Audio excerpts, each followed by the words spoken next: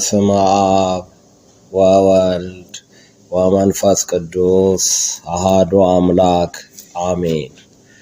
ኦሪት ዘፍጥረት ምዕራፍ 26 ከቁጥር 1 እስከ ፍጻሜ ምዕራፍ። በምድርም ቀድሞ በአብርሃም ዘመን ከሆነው ራብ ላይ ራብ ሆነ። ይስሐቅም ወደ ፍልስጤም ንጉሥ ወደ አቢሜሌክ ወደ ጌራራ ሄደ። እግዚአብሔር ተገለጠለት እንዲህም አለው፣ ወደ ግብፅ አትውረድ፣ እኔ በምልህ ምድር ተቀመጥ እንጂ። በዚች ምድር ተቀመጥ፣ ከአንተ ጋርም እሆናለሁ፣ እባርክሃለሁ።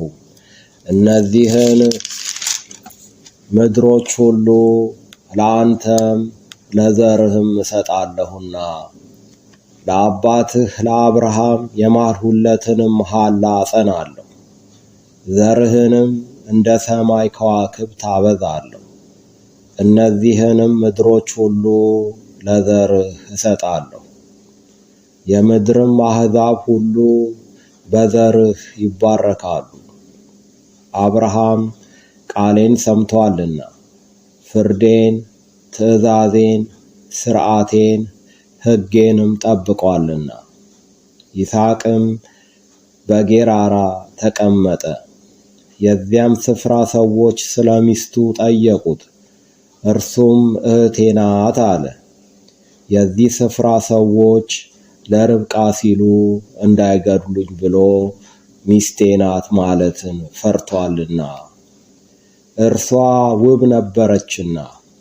በዚያም ብዙ ቀን ከተቀመጠ በኋላ የፍልስጤም ንጉሥ አቢሜሌክ በመስኮት ሆኖ ጎበኘ።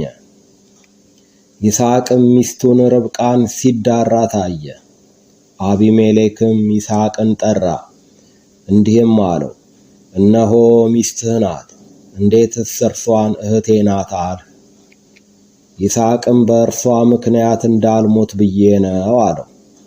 አቢሜሌክም አለ፣ ይህ ያደረክብን ምንድር ነው?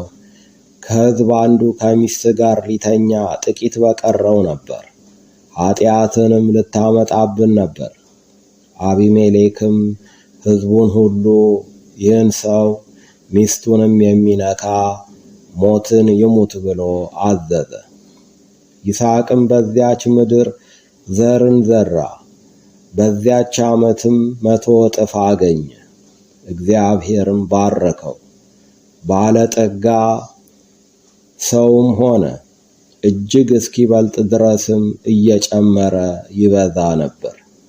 የበግና የላም ከብትም ሎሌዎችም እጅግ በዙለት። የፍልስጤም ሰዎች ቀኑበት።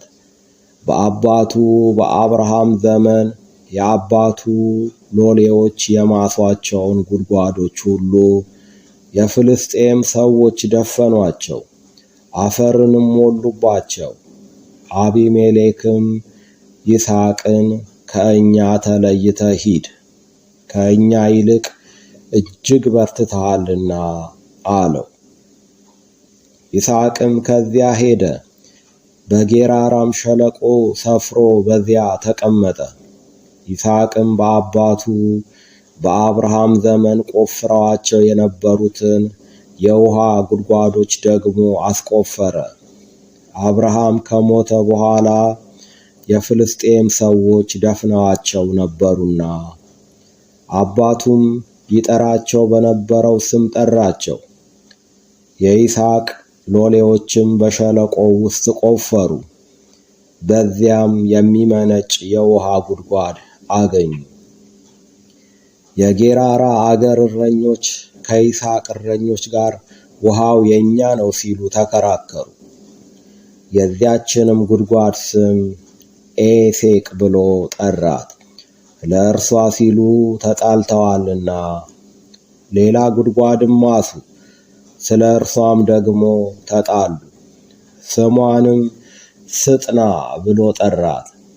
ከዚያም እልፍ ብሎ ሌላ ጉድጓድ አስቆፈረ፣ ስለ እርሷም አልተጣሉም። ስሟንም ሩኖቦት ብሎ ጠራት። እንዲህ ሲል አሁን እግዚአብሔር አሰፋልን፣ በምድርም እንበዛለን። ከዚያም ወደ ቤርሳቤህ ወጣ። በዚያችም ሌሊት እግዚአብሔር ተገለጠለት፣ እንዲህም አለው፣ እኔ የአባትህ የአብርሃም አምላክ ነኝ። አትፍራ፣ እኔ ከአንተ ጋር ነኝና እባርክሃለሁ። ስለ ባሪያዬ ስለ አብርሃም ዘርህን አበዛለሁ። በዚያም መሠዊያን ሠራ፣ የእግዚአብሔርንም ስም ጠራ። በዚያም ድንኳን ተከለ። የይስሐቅም ሎሌዎች በዚያ ጉድጓድ ማሱ። አቢሜሌክና የሙሽራው ወዳጅ አኮዘት የሰራዊቱም አለቃ ፊኮል ከጌራራ ወደ እርሱ ሄዱ።